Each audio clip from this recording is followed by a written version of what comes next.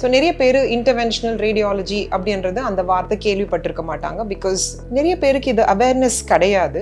எதனால இல்லை அப்படின்னா, இன்டர்வென்ஷனல் ரேடியாலஜியில் வந்து நீங்கள் சேம் டே அன்னைக்கு காலையில் வந்து சாயங்காலமே வந்து நீங்கள் வீட்டுக்கு போகலாம். இது வந்து ஒரு 40-50 இயர்ஸாக இருக்குது. This is not something which is very new. இந்த ட்ரீட்மெண்ட் இருக்குது அப்படின்றது வந்து நிறைய டாக்டர்ஸ் வந்து பேஷண்ட்ஸ்க்கு சொல்ல மாட்டேங்கிறாங்க.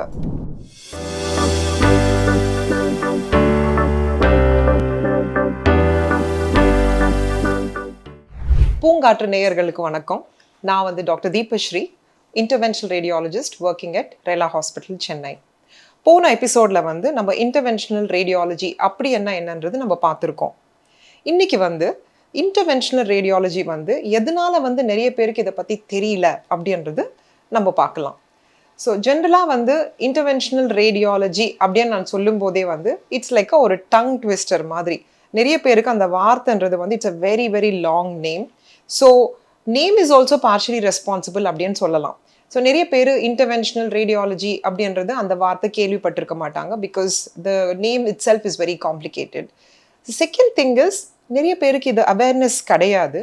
எதனால இல்லை அப்படின்னா, there are a lot of procedures. For example, இது வந்து அறுவை சிகிச்சை இல்லாமல் பண்ணுற ஒரு ட்ரீட்மெண்ட். இது வந்து பின் ஹோல் ப்ரொசீஜர்ஸ் அப்படின்னு சொல்கிறோம். நீங்கள் எல்லாமே laparoscopy or keyhole procedures கேள்விப்பட்டிருக்கலாம், ஓப்பன் சர்ஜரி கேள்விப்பட்டிருக்கலாம். இது வந்து பின் ஹோல் அப்படின்னா உடம்புல வந்து அடையாளம் தெரியாமல் நம்ம உள்ளே போயிட்டு ஆஞ்சியோகிராம் பண்ணி உடம்புல என்ன ப்ராப்ளம் இருக்குன்றது கண்டுபிடிக்கிறது தான் ஒரு இன்டர்வென்ஷனல் ரேடியாலஜிஸ்ட் பண்ணுறாங்க. ஸோ ஜென்ரலாக வந்து ஒருத்தருக்கு ஃபார் எக்ஸாம்பிள் கர்ப்பப்பையில் கட்டியே எடுத்துக்கோங்க. நீங்கள் அந்த கர்ப்பப்பையில் ஒரு கட்டி இருந்துச்சு அப்படின்னா நிறைய பேர் வந்து ஒரு கைனகாலஜிஸ்ட்டை வந்து பார்க்க போவீங்க. கைனகாலஜிஸ்ட்னாலையும் வந்து கர்ப்பப்பையில் இருக்கிற கட்டியை ட்ரீட் பண்ணலாம், எங்கனாலையும் வந்து அந்த கட்டியை வந்து ட்ரீட் பண்ணலாம். ஸோ அந்த மாதிரி வந்து நிறைய இடத்துல வந்து there is an overlap. Surgery மூலியமாகவும் ட்ரீட் பண்ணலாம், இன்டர்வென்ஷனல் ரேடியாலஜி டெக்னிக் மூலியமாகவும் ட்ரீட் பண்ணலாம். ஆனால் நிறைய பேருக்கு வந்து there is a lot of misconception. எப்படின்னா, ஐஆர் இன்டர்வென்ஷனல் ரேடியாலஜி வந்து லாஸ்ட் ஸ்டேஜஸில் தான் போகணும், இல்லைனா வந்து இது வந்து ரொம்ப எக்ஸ்பென்சிவான ஒரு ட்ரீட்மெண்ட், இது வந்து ரேடியாலஜிஸ்ட் வந்து எக்ஸ்ரேஸ் அண்ட் சிடி ஸ்கேன்ஸ் அது மட்டும்தான் ரிப்போர்ட்ஸ் மட்டும்தான் கொடுப்பாங்க. இன்டர்வென்ஷனல் ரேடியாலஜி அப்படின்னா it's not to do with the procedures எல்லாம் பண்ண மாட்டாங்க.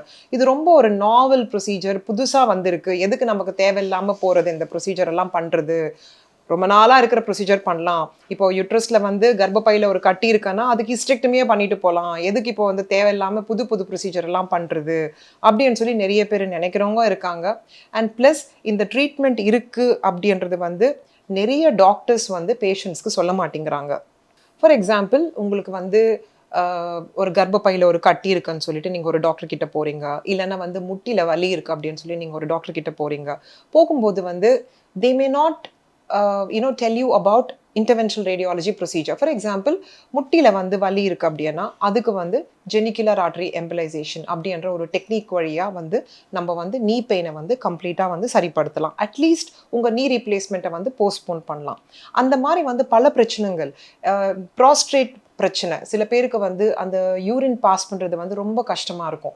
அந்த மாதிரி பேஷண்ட்ஸ்க்கு வந்து கண்டிப்பாக ப்ராஸ்டேட் எடுத்தே ஆகணும்னு கிடையாது. ப்ராஸ்டேட் எடுக்காமல் நம்ம இன்டர்வென்ஷனல் ரேடியாலஜி டெக்னிக் மூலியமாக வந்து நம்ம completely we can cure the prostate hypertrophy. இந்த மாதிரி நிறைய பிரச்சனைங்க வந்து நீங்கள் ஒரு டாக்டரை பார்க்க போகும்போது இந்த மாதிரி டெக்னிக் இருக்குன்றது நிறைய பேருக்கு தெரியாமல் இருக்கலாம். சில பேர் வந்து மற்ற ப்ரொசீஜர்ஸ் வச்சுருக்கலாம். The reasons could be anything.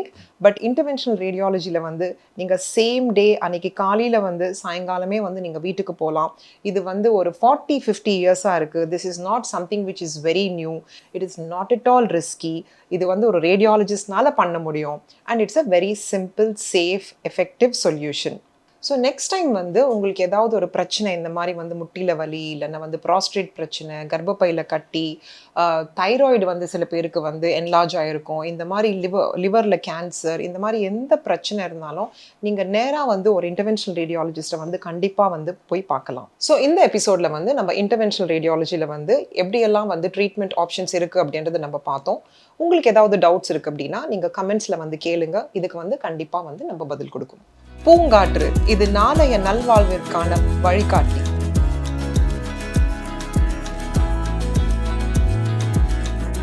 தொடர்ந்து எங்களோட வீடியோக்களை பார்க்கறதுக்கு பூங்காற்று சேனலை சப்ஸ்கிரைப் பண்ணுங்க அண்ட் ஃபாலோ பண்ணிடுங்க.